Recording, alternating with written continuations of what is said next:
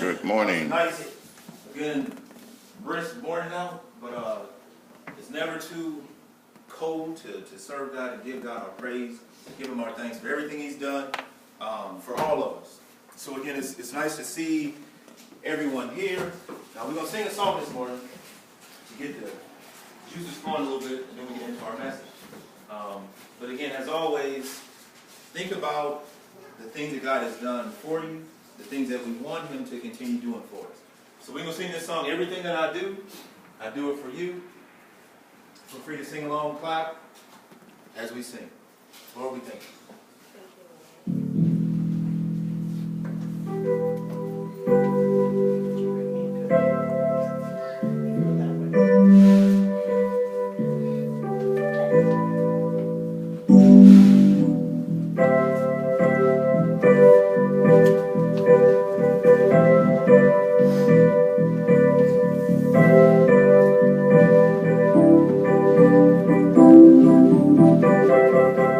Everything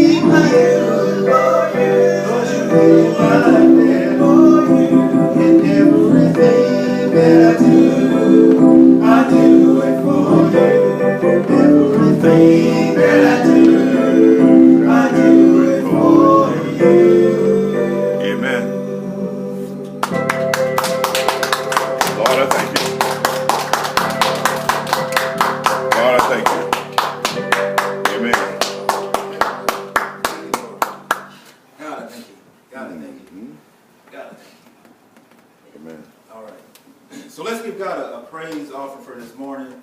Before we get in our message, just to center our souls, our hearts and minds to what He has for us to receive this morning. Let's give God a praise. Thank you, Father. God, I thank you. Lord, I thank you. Lord, I thank you. God, I thank you. Lord, I thank you. Glory to God. God, I thank you. Lord, I thank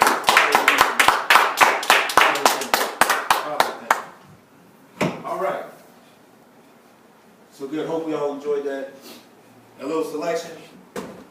So today's message, can someone tell us why? Can someone tell us why?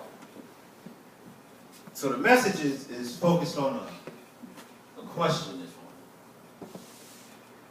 that we'll obviously get into. But as we do that, let's say a prayer to guide today's message. Lord, we thank you.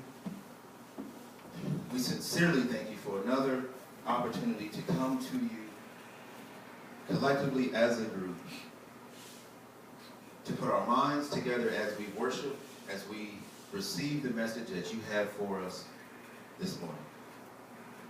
Lord, we ask that through the message that you have for us, you will allow us, again, to put aside the distractions that we may have as people, the things that may come upon us, so that we can receive what it is that you have for us in the message this morning. Lord, we thank you for all that you've done, all the things that you will continue to do, and we thank you for your love. We ask this sincerely, Lord, in your name and through your almighty Son, Jesus Christ. Amen. Amen. Okay. So, if we all have a Bible, we're going to read a couple passages this morning from the Old Testament. We're going to read a little bit in the book Malachi and Exodus. As we go through this message of can someone tell us why? Someone tell us why. Okay. So I'm going to start with a few questions that I don't want us to answer out loud, but I want us to just think. And maybe we'll have a little dialogue about the question. So here's the first one that we have. Can somebody read that one for us? We can see it. Okay. Do you ever feel discouraged in serving God to the point where you feel like quitting and giving up? So I want us again to, whether we feel that we've tried to serve God or not, whether we, again, think of somebody else that we may want to pose this question to. But do you ever feel discouraged in serving God? To the point where you feel like quitting and giving up?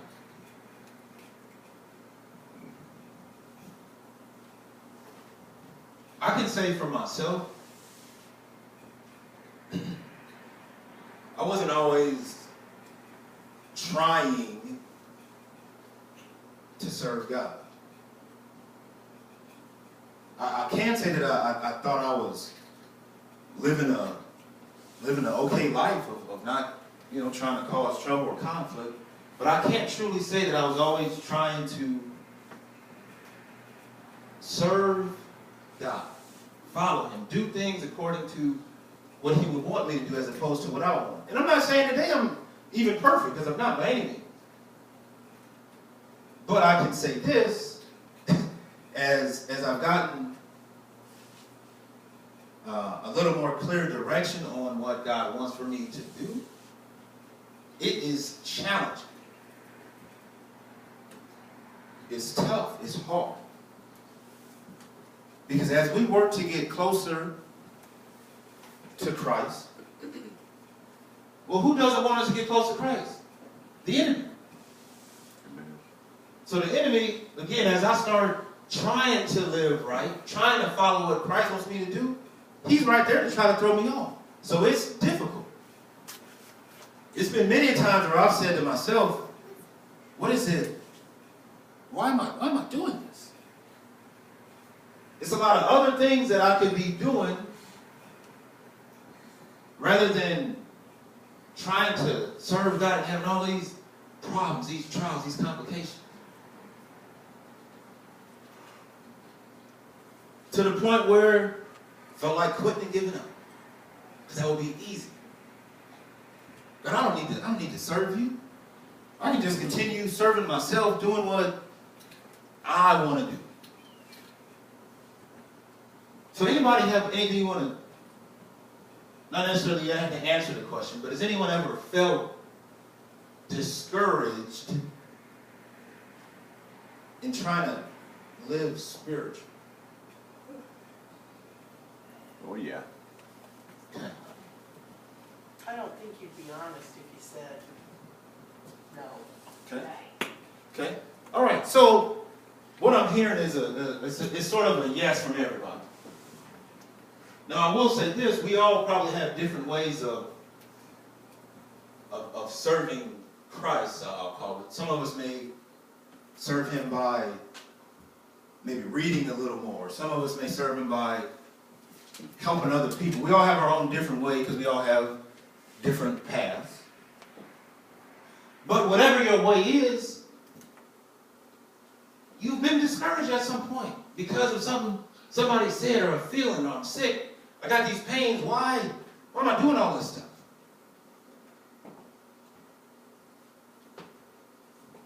No different from a job or anything we've done in life. If it's something that is discouraging us, we get to a point where we say, is there another way?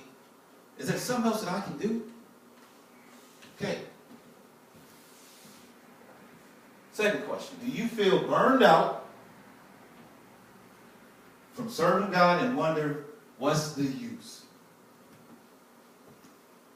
So these are all things we're going to get into this morning. But I want us, before we get into the message that the Lord has prepared for us, to take an honest look at ourselves, our situation. I do inner reflection all the time with myself. Do you feel burned out from serving God and wonder, what's the use? Why should I continue? Why should I continue to read? Why should I continue to come to church? Why should I do all this silly stuff the pastor asked me to do? I don't see anything happening.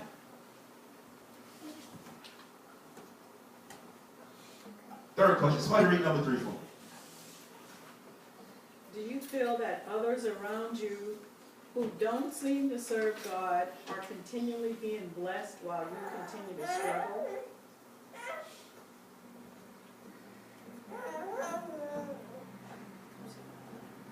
You know, a lot of times in life, it's easy to look and see what somebody else has. And typically, we're looking at those that material-wise seem to have more than us. And we say, okay, well, how they get that? What are they doing that I'm not doing? Well, God, do you love them more than me? It don't seem fair that I'm trying all these things. I'm doing all this spiritual reflection. I'm reading, I'm praying. All these things that I'm being asked to do, but it still doesn't seem like I'm getting my fair share. Or little Johnny down the street has got this big old house, this nice car. He don't go to church. He don't read. Matter of fact, you're not even a nice person, but why? Why does it seem like this is happening? So what's the use of serving God? I can just be like him. I'm struggling. Honest reflection this morning about our lives. And this could be anything. These are just 3 questions that, again, the Lord gave us to reflect on. But take these and think about our own situation that we deal with as people. Personally. Okay, so today's message. Today we'll read from the writings of the prophet Malachi and the messages that were revealed to him through the Lord. Now this was in the days of the Old Testament. So Malachi was a prophet. You know what a prophet is? A prophet is one that is almost like a foreteller, if you will. So a prophet received notions from Christ of things that were to happen. So that's what the prophet. So prophet Malachi, again, was from the Old Testament, and we'll read about some messages that were revealed to him through the Lord and how they relate to us this morning. Okay, we'll attempt to answer the question, why should we serve God? That's the question this morning. Why should we serve God? Good morning. All right. So this is can someone tell us why? This is the question. Why should we serve God? We'll review 2 different schools of thought and decide which one we should emulate as true believers. So if somebody had to answer the question this morning, why should we serve God? What would the answer? Anybody?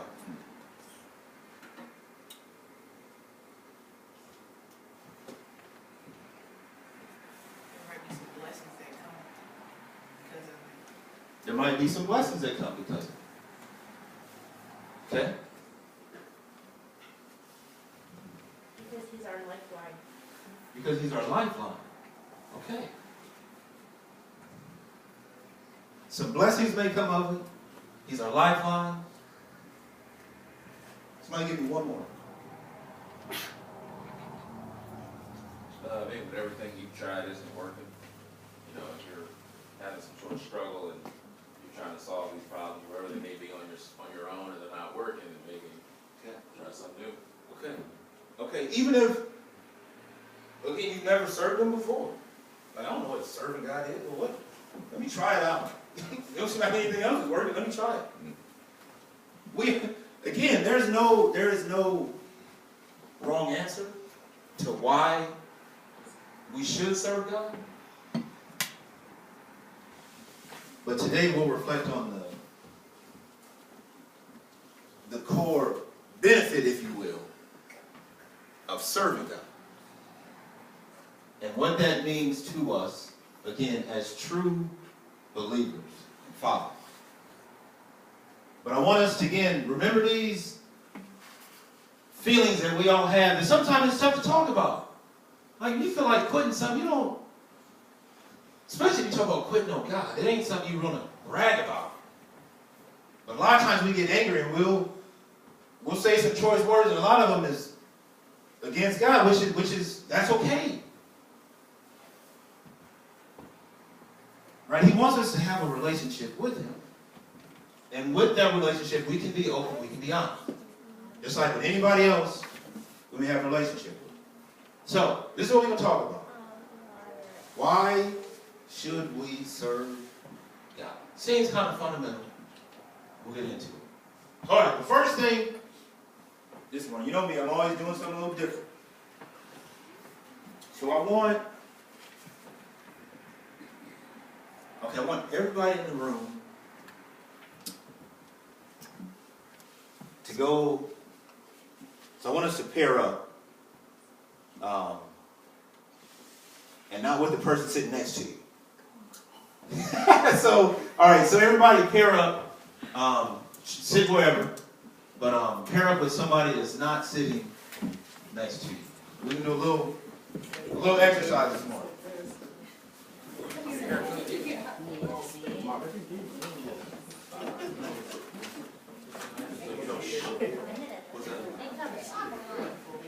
Put chocolate, peanut butter, bananas, and ice. All right. So is everybody, person sitting next to you, everybody smell okay? Nobody? All right.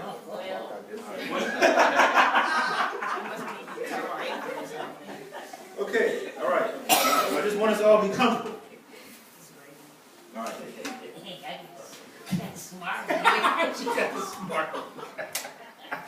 All right. So, why should we serve God? Why should we serve God? What's in it? What's in it for me? Is it benefit? Am I having a problem? Let's figure it out. So, what I want us to do. So I need somebody to say I'm number one. Out of the pair, who's going to be number one? Okay, so whoever number one is, I want you to think of a word. Just a single word. Think of a word. And now I want the other person to give you 5 opportunities to guess what the word is in the other person's head. So everybody got the word? Number one, you got the word? I need a different part.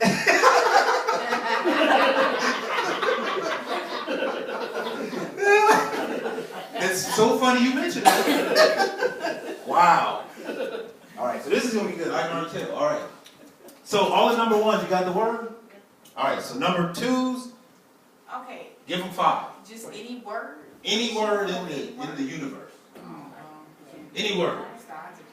Okay. So number 2s, 5 chances to guess the word. Go ahead, go ahead. Let me know when you're done. Well, I got to get yours. Hold on, right? Okay. And you got word, Nope. girl, bless. Okay. No hints either. Yeah, I know, I'm waiting for you. No hints. Oh, man. Ain't bad, I mean. Let me know when you're done. A million words. And then. No hints. No hints. Wow. No hints. You just gotta guess. All right, who? Anybody got it? Anybody guess the word? Yes, her. Yeah, yes, her again. Oh, you get wow.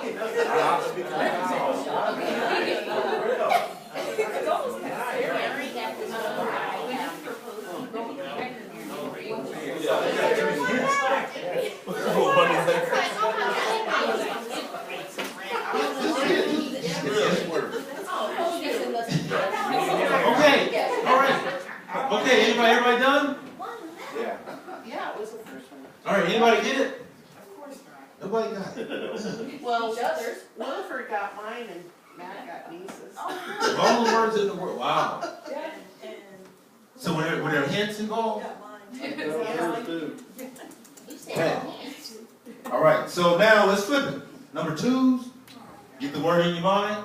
Okay. Number 1s, I want you to guess.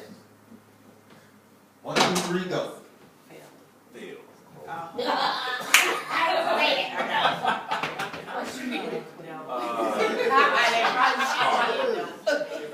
And you want to know, you call your hints, you know. Cold. C-O-L-D. Oh, it's probably tired. Christmas. Let's see. Grandchildren. You know, I started to feel it right here. I said it was easy.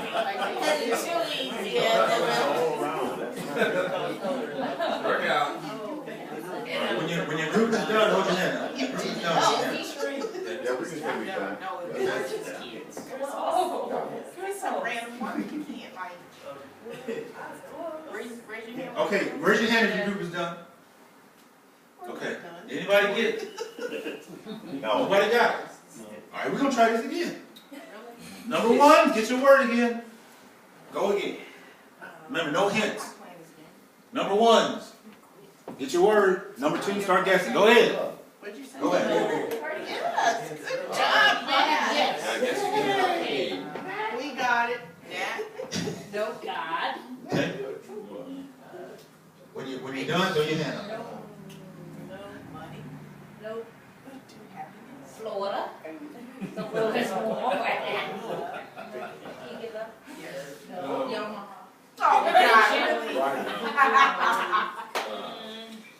Oh, Some good to eat. All right, y'all want me done? They all sound. Decent there, Mark. No. No, they all sound. He said a word. Yes, Okay. Okay, how we doing? We're done. Done? Strike it out. Okay. Right now. You want to do it again? No. No, Okay. All right. Too hard. thank you, John. That's fine. So y'all don't want to do it again? That's fine. We get the point. Okay. Jimmy, they don't want to play again. Should they play again? No. Okay. All right. All right. Okay. So thank you all for participating in that activity. Y'all see, I didn't take part in it. Probably for a reason. So why do y'all not want to play again? The odds of winning are slim. It's frustrating. Yeah. Odds are against you big time. How are the odds against you? You can pick 5 words. Said all the words. You can All the words in the universe. You got 5 to choose from. And a billion words. Right. Yeah, if you could let us give at least one hint. I'll let you get a hint. So let me hear some of the words that was chosen. Yamaha?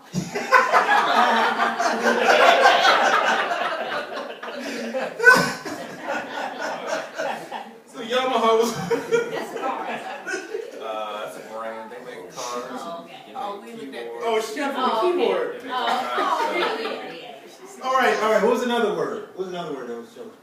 Family. Family. Okay. Kids. Christmas, kids, Food. food, love, Sweet potato. sweet Sweet potato. potato. That's 2 words. That's 2 words. Why did I say that? Okay. All right. So 40 years. 40 years of being with them. Make fit. So did anybody feel really close? No, not really. Okay. Unless you was maybe somebody was giving you a hint. Maybe like it's a color. It's a dark color. I tried, he still didn't get it. I told you I wanted a new He said he wanted a new partner. He said at the start, so he already knew what was going I to. declared myself. All right. Okay. So we felt like we don't want to play no more because the odds are against us. Which I would agree. The odds of how many words in the I don't even know. I don't even know what would be close to how many words are in the English dictionary, whatever. There's a lot. And if we only got 5 to choose from, the odds are against us, like you said. What was the other reasons that we wanted to stop? We couldn't give hints. Couldn't give hints, because if you had a hint, then you would have had a better chance. The odds would have been more in your favor than just having 5 out of the whole book. What's another reason why we didn't want to play anymore? Because it keeps changing. It feels like the air is blowing, Jeremy. It kept changing. Is it blowing warm or cool? Cool, it feels like. I know, it's a shock. Everybody looking at you. Really? But yeah, I felt Okay. cold air. What was the other reason? It's like the more you play, the more you could, it's like you're chasing, you're going in circles. Because Gotcha, you're picking gotcha. a different word every game. Okay. All right. So let's imagine just how we wanted to quit because we didn't, like, I don't know what the word is. I can't figure it out. Crazy pastor, I got 5 words to choose out of a billion. I don't even know if that's accurate, but it's a lot of words. How am I supposed to pick the word that the other person is thinking? What are the odds of me achieving this accomplishment? Right, very slim. I could tell by the look on my wife's face, she was like, what kind of mess you got me doing? Make it stop. Make it stop. I can't figure out Yamaha. I don't know what's in Dana's head. Because we felt as if there was no chance, no way that we could figure it out. I'm done. I don't need to take part in this mess. I got other things I can do. I can go back to sit where I normally sit at. Or do anything but try to take part in this weird game you got me playing. I'll just stop. Well, that's what we're going to talk about this morning. We have all at some point felt as if something was so impossible, I'm going to just stop. Why? There is no way that I can accomplish this. So I'm done. I don't see any value in it. Even if I guess the word, what's my prize going to be? You got a special t-shirt waiting on me? Some money? Why? Why put forth the effort to try to figure out this silly game you got? So keep that in mind, back to what we talked about at the start, at times when we felt like giving up. At times that we felt, why serve God? Because I don't see what the benefit is. I'm working hard. I'm thinking my heart is trying to figure out what is in this person's mind, and I can't do it. I'm done. I got other things I can do. I don't need to read. I don't need to pray.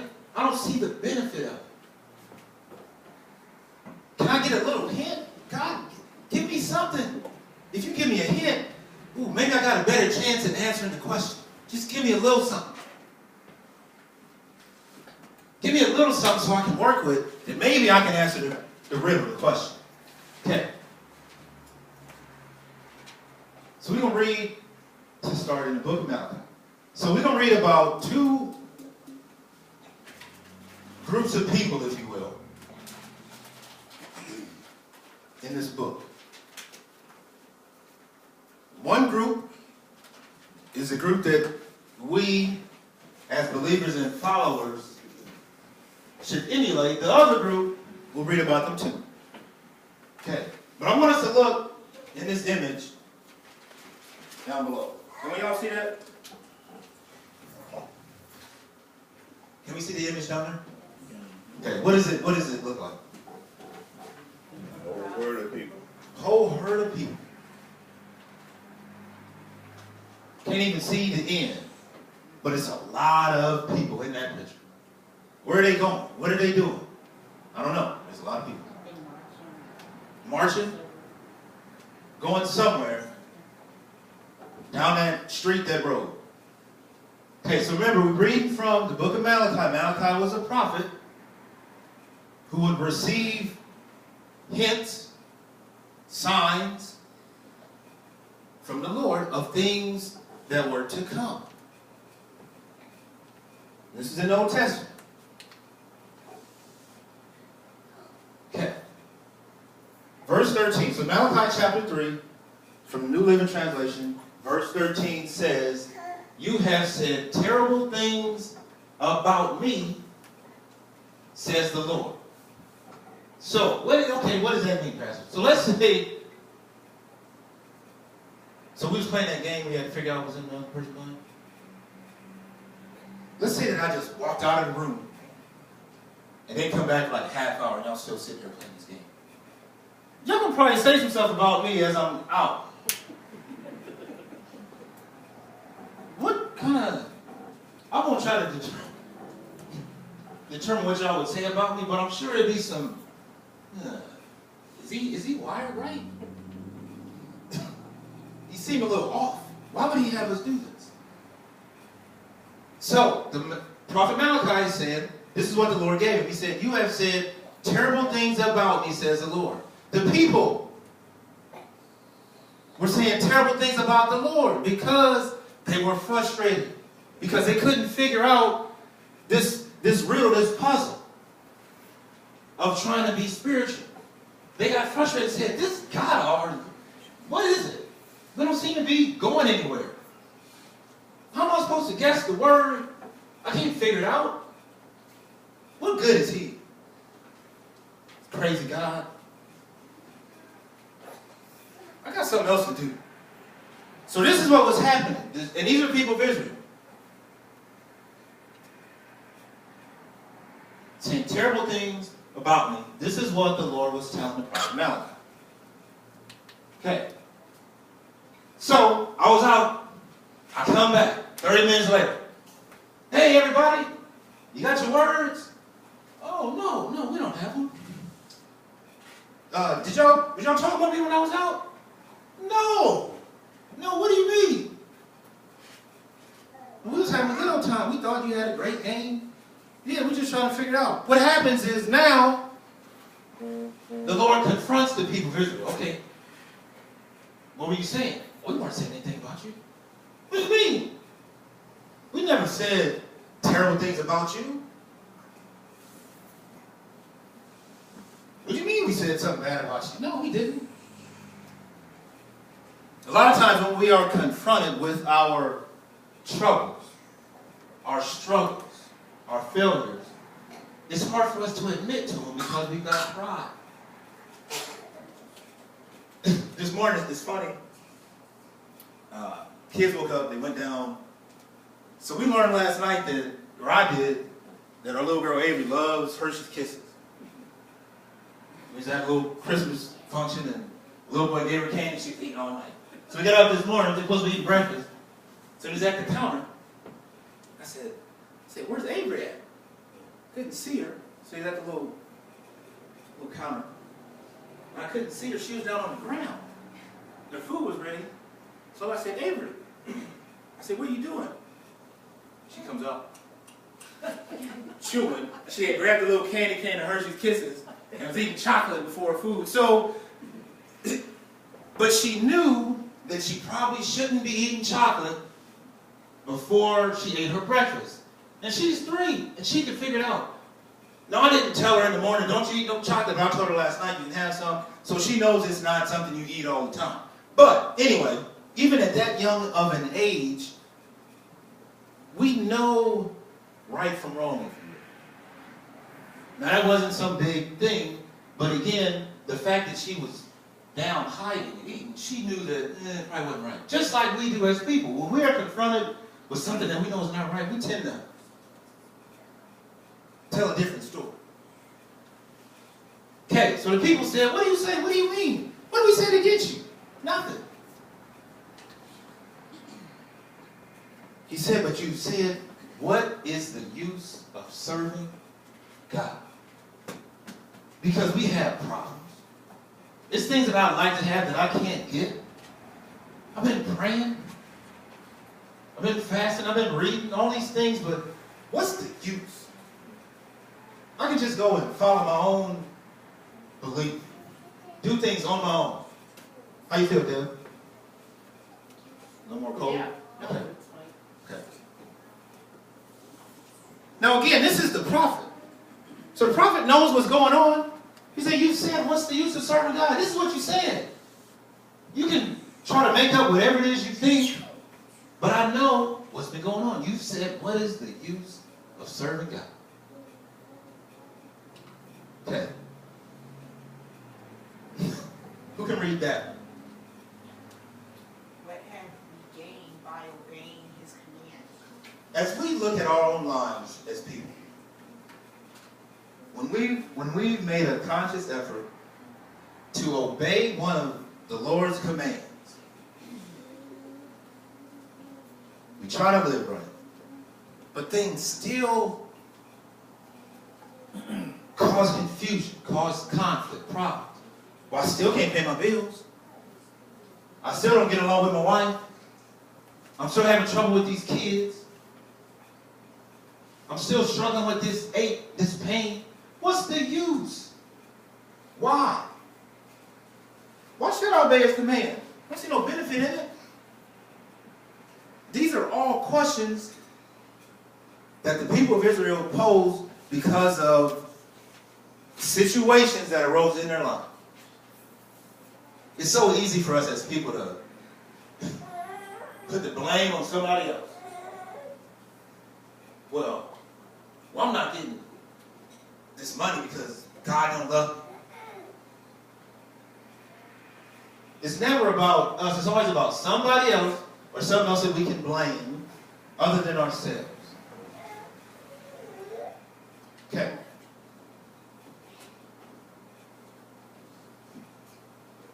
What have we gained by obeying his commands or by trying to show the Lord of heaven's armies that we are sorry for our sins? Why should I repent? What good is it? I'm not getting nothing anyway. Why serve God? I'm going to still have these problems. I can't guess the word. I don't know. I'm done. Somebody else can figure it out. Give me a hint. So now,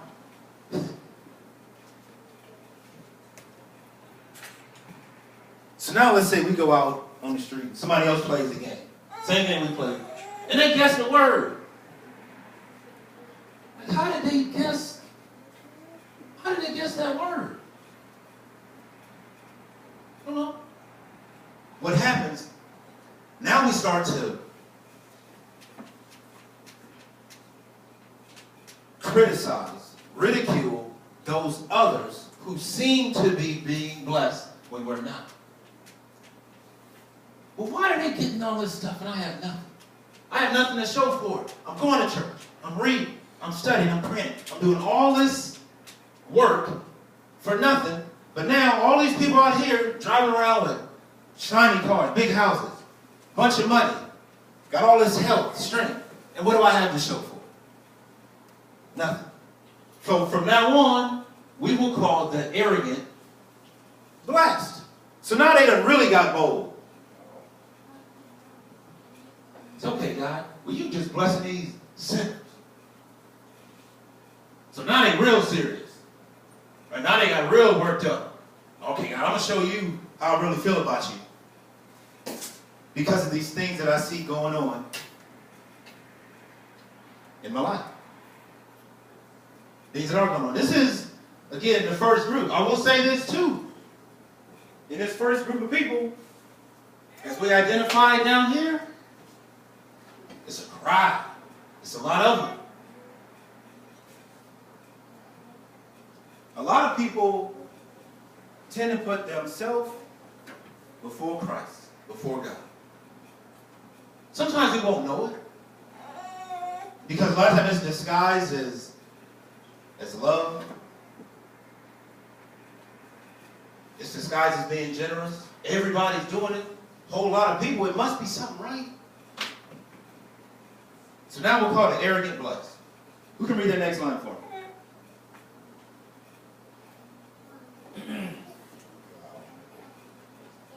For those who do evil get rich. So one thing about this group of people, it seemed like they were still doing things. Right? So they said, okay, you said everything on, but say, what do you mean? We've obeyed his commands. And it says in 14. So they've done some work. They've done some things. Okay, we obeyed the command. Okay, what we gonna get? What we gonna get for it? Because we doing this. Huh. We've repented. We've said we're sorry for the sins we committed. We said we're sorry. Okay. All right, now what do I get for saying I'm sorry? Come, give me something. They were doing things, but their hearts were not in it for serving God. We mentioned this morning that, well, maybe we can serve God because there's a benefit in it. That there is.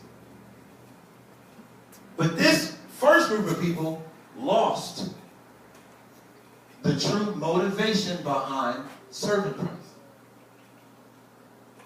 They became arrogant in their own minds Because they were just going through the motions because it was routine. It was ritual. They didn't believe it.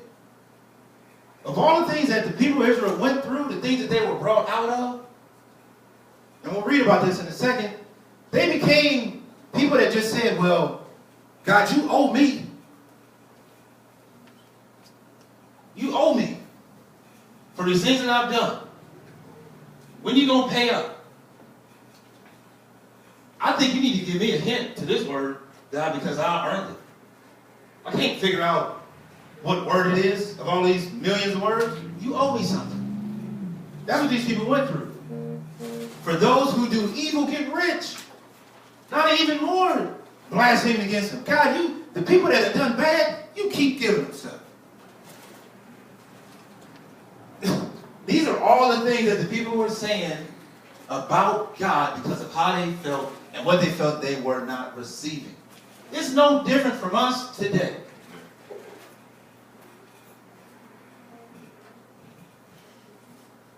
Again, I hope that through this message this morning we can think on our own lives, reflect on how this applies to us. For those who do evil get rich. Again, still passing blame, passing judgment. Nothing is working out for me. Well, of course, that evil spirit is powerful. It will make you think and turn against the one who loves you. And those who dare to punish them suffer no harm. Wow. Okay. So remember, this group of people, it's a lot. Whenever you can get, I'll ask you this. We all had a job before, had a job now, associates, even just being out, having conversation with people. And I was real bad at this some time ago. Ain't perfect. But it's kind of interesting when we all kind of huddle around the desk or the break room, and it's that one employee that nobody likes that we all gonna sit around and talk about. And everybody is jumping on the conversation. Everybody. Even sometimes the management people come in. Yeah. But that's that crowd. Go and try to say something good about somebody. See who will follow you. See all of a sudden now who wants to come around you. Yeah, that thing is doing a real good job. Yeah, don't you think she's great? Isn't she awesome? Yeah, but you got two people. But start talking negative. Start saying, hey, yo, this thing, she ain't doing right. Yeah, I noticed something she was doing too. Now you got 20 people coming around because now they want to, again, put their frustration, their problem onto somebody else. This is what happens, but this is where this crowd, right there, comes in. Everybody is ready. Everybody wants to talk about something bad, something negative. Take our game example. If I'd have walked out the room, how many of y'all would have said, that was a really good game that he got us doing? Yeah, it makes a lot of sense. No. Why wouldn't he give us a hint? Why wouldn't he tell us that we could work with 3 people? Why wouldn't he do all this? It would be a lot more people, again, talking about the negative things in that silly activity versus the good. That's how we're wired.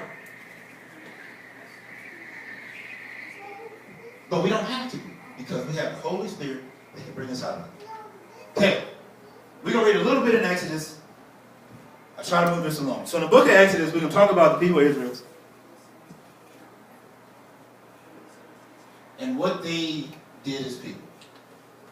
Okay, verse 22, Exodus 15, verse 22 says, Then Moses led the people of Israel away from the Red Sea, and they moved out into the desert of Shur. They traveled in this desert for 3 days without finding any water. So again, Moses took people of Israel past the Red Sea, and now they traveled into the desert for 3 days without finding any water. So if we don't remember what Moses did with the people of Israel, he basically led them out, part of the Red Sea, and they went on their way. Children of God. Saved them. Saved all these people. But now they have to journey, right? God saved them, he spared them. Come with me, we got to travel. So now they're in the desert, 3 days, no water. Any thoughts on that? Okay, you're kind of thirsty. All right, verse 23. When they came to the oasis of Marah, the water was too bitter to drink. So they called the place Marah, which means bitter. So they went somewhere. So again, remember where they came out of.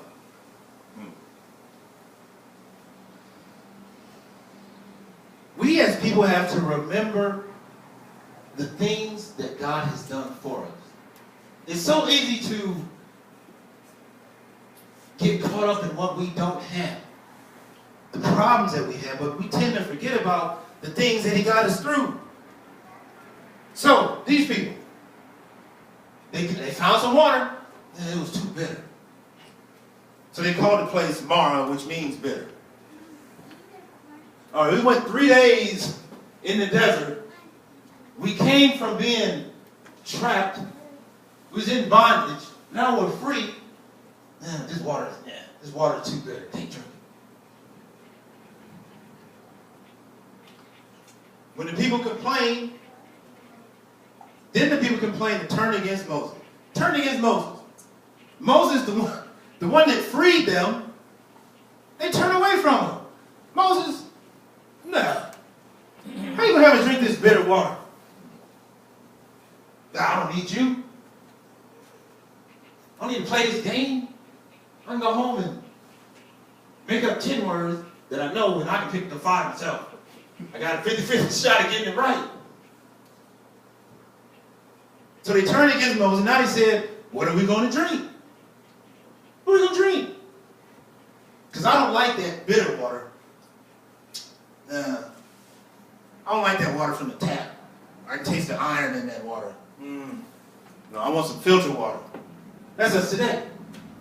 Then the people complained and turned against Moses and said, what are we going to drink? They demanded him. Moses, you evil man, get us some clean water. What you going to do?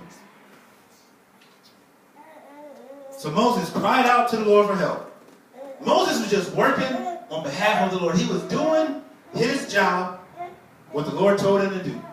A lot of times in life, we feel the same way. We're like, God, I done gave my children everything in the world. I done did this on my job. Lord, I don't know what to do. These people don't seem pleased. They're not happy. They keep complaining. Lord, I did what you wanted me to do. I read. I prayed. I worshiped. I sung. Lord, I'm doing all these things. But oftentimes what happens is we forget to cry out to him. We forget to cry out to the Lord because we think we can do it on our own. Now, Moses with all these people, he was crying out to the Lord all the time. We can read Old Testament times that he would cry to the Lord for everything. Lord, these people, why did you have me save them? They don't appreciate nothing I do. I take them to the water, they say it's too bitter. All right, sorry. So Moses cried out to the Lord for help, and the Lord showed him a piece of wood. Moses could have said, now let's back up. Moses could have said, oh, back in 22, y'all turning against me? Well, fine, I'm done. God, I'm done, sorry. These people got to fend for themselves. But he didn't give up. He said, Lord, I need your help. He showed him a piece of wood. Moses threw the wood into the water and made the water good to drink.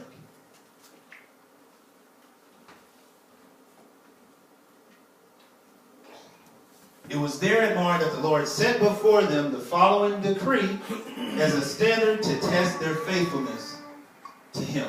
That'll come up in a second. So again, Moses cried out to the Lord and received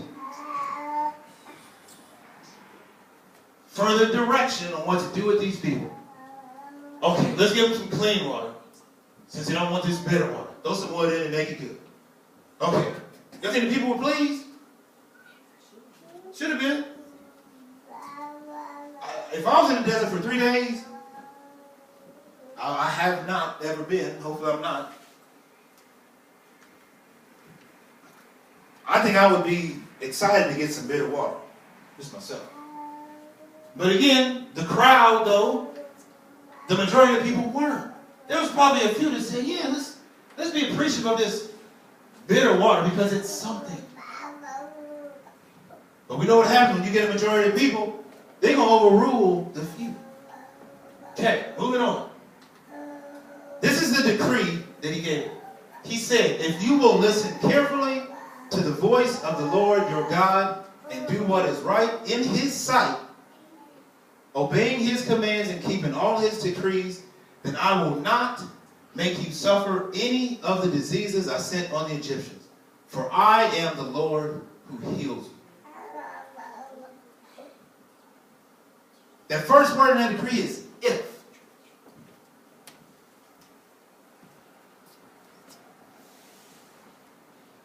If we listen carefully to the voice of the Lord. Do what's right. Obey.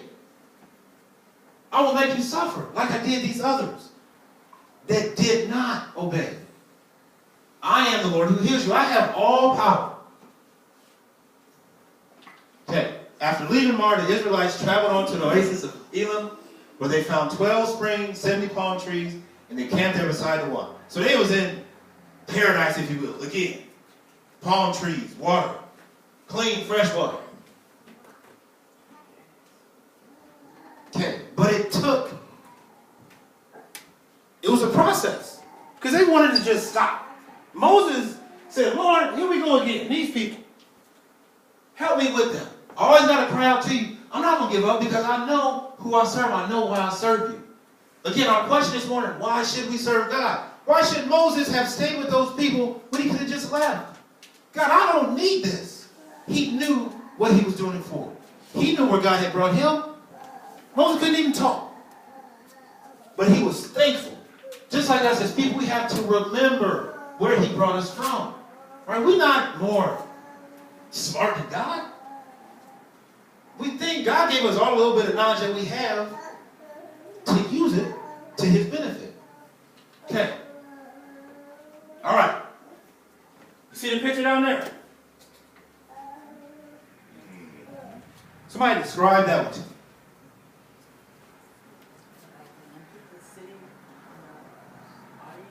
In the audience, I heard it was practically empty. Few people in the audience. Very few compared to that crowd. Very few compared to the crowd. But the ones that's there, they seem happy. Like there's probably a family there. Probably an older couple. Older couple, look like a dad with some kids. They sitting pretty close to each other. Closer than we are. We got like a space in between each of us. Except for these two. But it's very few in that picture. So, the first group we read about. So let's, from our understanding, so what do we know about the first group we read about? Just try to sum them up for me. That first group we read about. It didn't seem like the most grateful bunch. Didn't seem like the most grateful bunch. Okay? What else?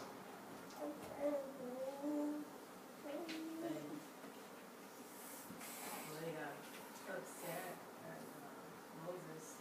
They blamed him because they got bitter water and they were thirsty. Okay. I got that it was easier to follow the majority. It was easy to follow the majority.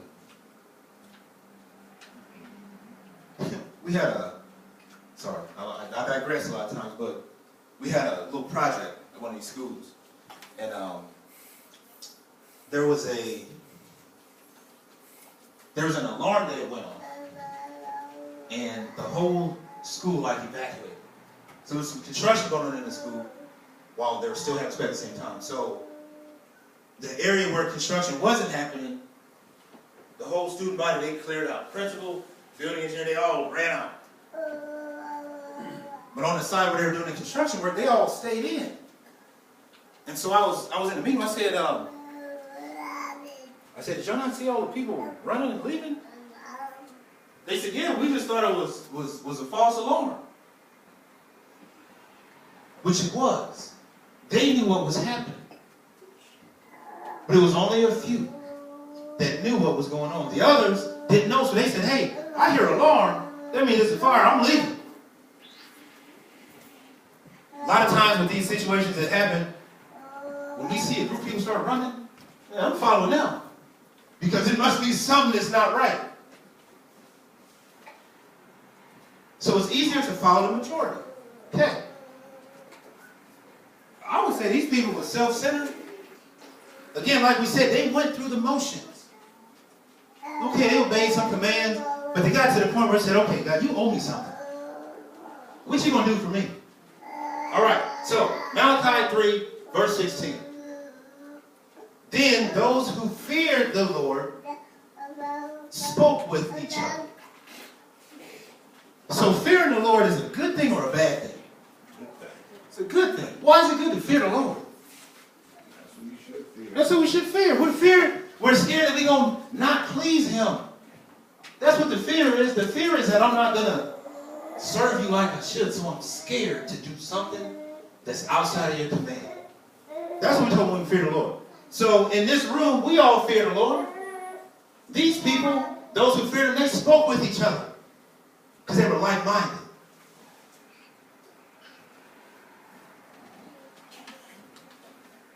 And the Lord listened to what they said. Why should we serve God? The Lord listened to what they said. Because they were in unison with that mind of God.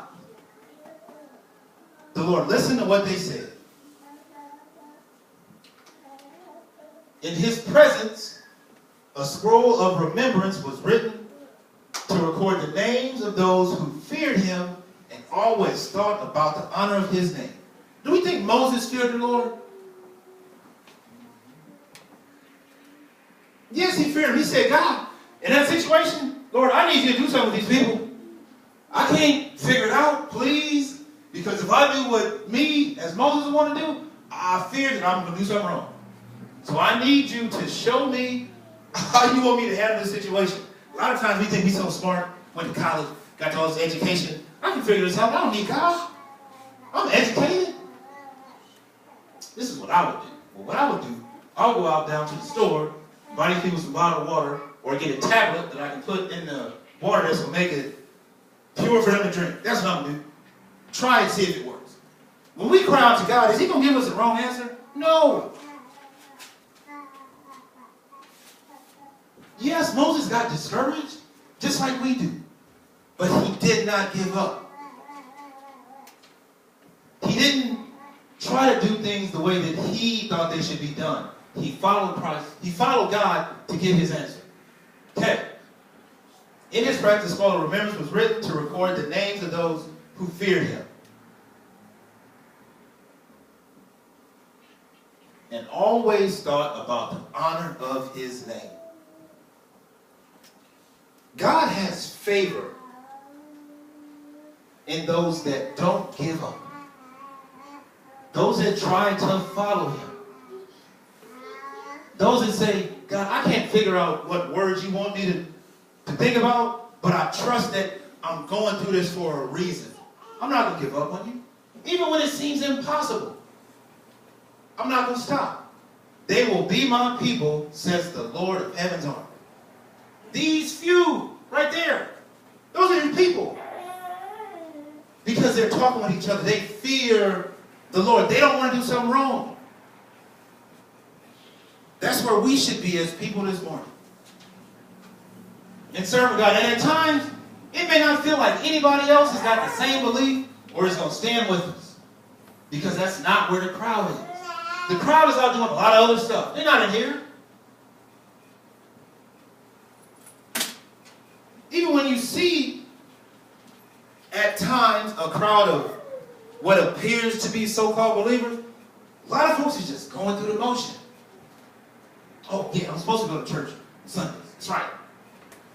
I'm not really paying attention. I'm not going to do what the pastor says to do, but I'm there. I'm in the seat. Because I'm supposed to go to church. Well, for what? Why? You trying to live right? You trying to get something out of it? Or you just checking off a box? This is some serious reflection I want us to do this morning with our own selves. Why should I serve God? Serving God don't mean come to church. Serving God doesn't mean read the Bible. Serving God doesn't mean pray, because we can get all the answers in this world that we want, but what do we do with it? If I got all the answers to the test, if I don't take the test, what's it for? Okay, 17 says, they will be my people. They will be my people, says the Lord of heaven's army. That's us. We're his people. Yes, we have work to do. But what better owner is there? There's not any. Okay, on the day when I act in judgment, they will be my own special treasure. Because you did not give up. No matter what they said about you. No matter how difficult you thought it was to get through that situation, Moses, you came to me. You believed in me. No matter if everybody was going somewhere else, you trusted enough in me because of who I am and what you believe in. Because I created you for this reason. You are my people. I will spare them as a father spares an obedient child. If we're spared from something, what does that mean? If we're spared. We're protected. We're kept. From the harm that happens, from all the danger, we are spared because we're his special treasure. Close to wrapping up. Then you will again see the difference between the righteous and the wicked. You know, history repeats itself. We say that all the time. These people of Israel, the things they went through, a lot of things they caused on their own selves was because of things they did. Same things that happen in this world today.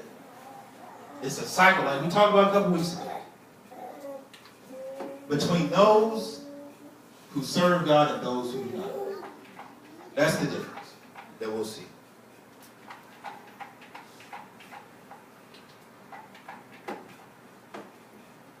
So wrapping up, why should we serve God? Because he notices and cares for those who serve him. That's our message this morning. No matter what we think someone else's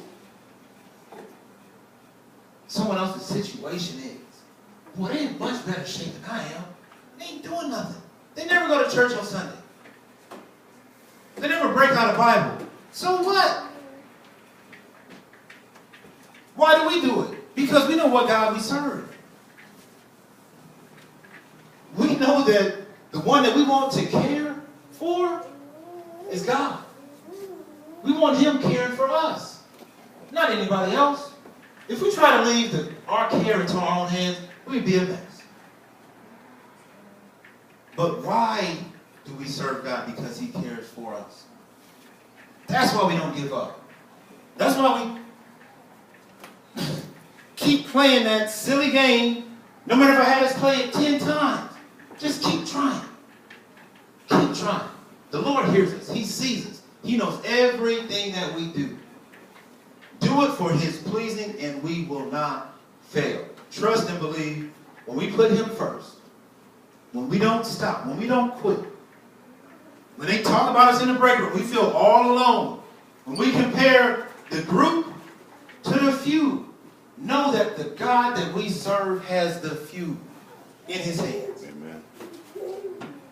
I thank you all for putting up with me this morning.